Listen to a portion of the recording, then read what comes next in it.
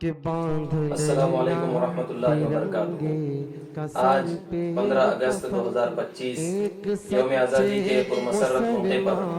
تمام ہی اہلیان وطن کو پرخلوص مبارکباد۔ آج سے تقریباً 78 سال پہلے ہمارے ملک کے رہنماؤں نے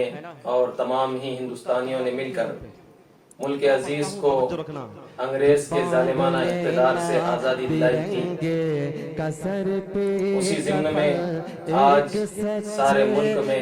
جشن آزادی کا ماحول ہے۔ یقیناً آزادی کا مقصد صرف جغرافیائی سرحدوں کا آزاد ہونا نہیں ہے، بلکہ ایک ایسے معاشرے اور ملک کا قیام ہے جہاں دین و عقیدے کی آزادی ہو، ہر شخص اپنے مذہب پر آزادانہ عمل کر سکے، انصاف اور مساوات ہو تاکہ کوئی طاقتور کسی کمزور پر ظلم نہ کر سکے، تعلیم و شعور کی فراوانی ہو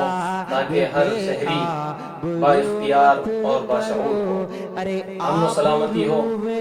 تاکہ ملک کا ہر شہری امن اور سکون کے ساتھ زندگی گزار سکے۔ آزادی کے اس پرمسرت موقع پر آئیے ہم سب مل کر اس بات کا عہد کریں